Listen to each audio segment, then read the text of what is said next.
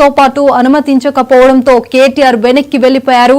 ACP అధికారులకు తన లేఖ ఇచ్చి పార్టీ కార్యాలయానికి వెళ్లారు.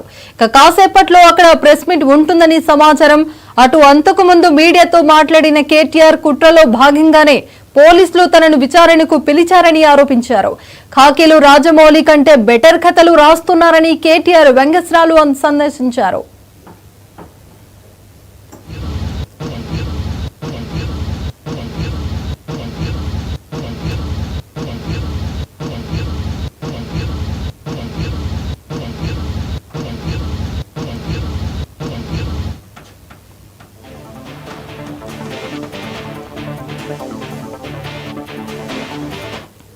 They found something because this is Revanth Reddy's criminal mindset. This is exactly what he does and this is exactly what he had done in the Lagacharla case as well. ఆ రోజు పట్నం నరేందర్ రెడ్డి గారు చేయని తప్పు చేసినట్టుగా ఇవ్వని statement ఇచ్చినట్టుగా record చేసి lawyer లేకుండా ఇబ్బంది పెట్టే ప్రయత్నం చేశారు. ఈ రోజు కూడా మమ్మల్ని ఇక్కడ కూర్చోబెట్టి లాయర్ లేకుండా లేనిపోని స్టేట్మెంట్లు రికార్డు చేసి మీడియాలో లీకులు ఇచ్చి నిన్న రైతు భరోసా ఎగ్గొట్టినారు. కాబట్టి ఈ 2 రోజులు మీడియాలో ఇదంతా పెట్టి మేనేజ్ చేసి ప్రజలను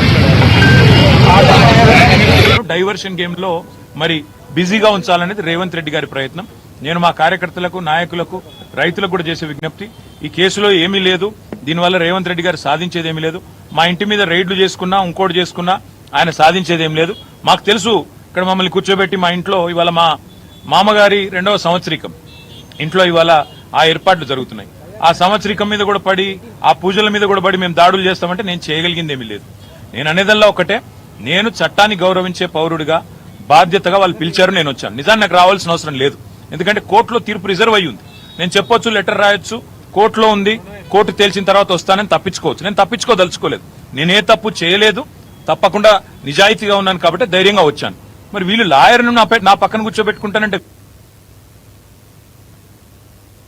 అంటున్నా ఒకటే ఒక కారణం, వీళ్ళు పట్నం నరేందర్ రెడ్డి విషయంలో చేసిన కుట్ర. ఆయన ఇవ్వని స్టేట్మెంట్ ఇచ్చినట్టుగా ఏదైతే రేవంత్ రెడ్డి గారి డైరెక్షన్ లో నా పేరు కూడా చెప్పించి నన్ను ఇరికిచ్చే ప్రయత్నం ఏదైతే చేసినరో, ఇక్కడ నేను కూడా పోయింది అని మీడియాలో లీకులు ఇచ్చి some documents and start saying that they found something because this is Revanth Reddy's criminal mindset. This is exactly what he does and this is exactly what he had done in the Lagacharla case as well. ఆ రోజు పట్నం నరేందర్ రెడ్డి గారు చేయని తప్పు చేసినట్టుగా ఇవ్వని statement ఇచ్చినట్టుగా record చేసి lawyer లేకుండా, వాళ్ళకి భయం ఎందుకు? నా పక్కన లాయర్ ఉంటే, లాయర్ ఆయన ఏం చేయలేడు కదా, ఇంటాడు అంతే కదా. మరి దానికి వాళ్ళు ఎందుకు భయపడుతున్నారో, ఎందుకు రానివ్వట్లేదో, గత అర్ధగంటగా రోడ్డు మీద మమ్మల్ని ఎందుకు నిలబెట్టారో మాకైతే అర్థం కావడం. మా ఇంట్లో మా మామయ్య గారి సంవత్సరికం 2వ సంవత్సరికం ఉంది. అక్కడ పూజలకు ఏర్పాట్లు జరుగుతున్నాయి. ఇక మరి పోలీసు వాళ్ళు, రేవంత్ రెడ్డి గారి ప్రభుత్వం ఎంత దయగల్ల ప్రభుత్వం అంటే, దీపావళి దావత్ చేసుకుంటే 150 మంది పోలీసులతో వచ్చి రైడ్ చేస్తారు. కుక్కలను తీసుకొని వచ్చి మరి డ్రగ్స్ ఉన్నాయని చెప్పి లేనిపోని ఒక అపోహలు సృష్టించే ప్రయత్నం చేస్తారు. ముఖ్యమంత్రి గారు అసెంబ్లీలోనే అబద్దాలు చెప్తారు, డ్రగ్స్ దొరికినాయని. ఇట్లాంటి నీతిమాలిన మనుషులతో ఇంతకంటే ఎక్కువ ఎక్స్పెక్ట్ చేయలేము. కానీ ఒకటి మాత్రం పక్కా, లాయర్ లేకుండా నేను పోతే 100% మళ్ళా మీడియాలో అర్ధగంట తర్వాత మీరే బ్రేకింగ్లు చూస్తారు. కేటీఆర్ గారు ఇది ఒప్పుకున్నాడు, అది ఒప్పుకున్నాడు, అయిపోయింది, అల్లం బెల్లం అని రాస్తారు. అందుకే నేనేమంటున్నా అంటే, వీళ్లను ముఖ్యంగా రేవంత్ రెడ్డిని నేను నమ్మను కాబట్టి మా లాయర్తోనైతే నేను వస్తా, లేకపోతే తప్పకుండా నేను లిఖితపూర్వకంగా ఇచ్చిపోతా అని చెప్పిన. ఇక మా లాయర్ని కూడా లోపలికి కొనిస్తలేరు. లిఖితపూర్వకంగా నేనేం చెప్పదలుచుకున్నానో రాసి ఇచ్చిన, అది మా లాయర్ ఇస్తాడంటే కూడా ఆయనను పోనిస్తలేరు. పట్నం నరేందర్ రెడ్డి గారి విషయంలో ఏం చేసిండ్రు బ్రదర్? ఆయన ఇవ్వని స్టేట్మెంట్ ఇచ్చినట్టుగా క్రియేట్ చేశారు కదా. ఆయన తెల్లారి మళ్ళీ పాపం జడ్జి గారి ముంగట మళ్ళీ అఫిడవిట్ సంతకం పెట్టి, జడ్జి గారి సమక్షంలో సంతకం పెట్టి జైలు నుంచి విడుదల చేయాల్సి వచ్చింది కదా. నేను అనని మాటను అన్నట్టుగా పోలీసు వాళ్ళు తప్పుడు స్టేట్మెంట్ ఇచ్చారని చెప్పాల్సి వచ్చింది కదా. నాకు కూడా ఆ పరిస్థితి రావద్దు, ప్రజలు కన్ఫ్యూజ్ కావద్దు, మీడియాలో సర్కస్ జరగద్దు.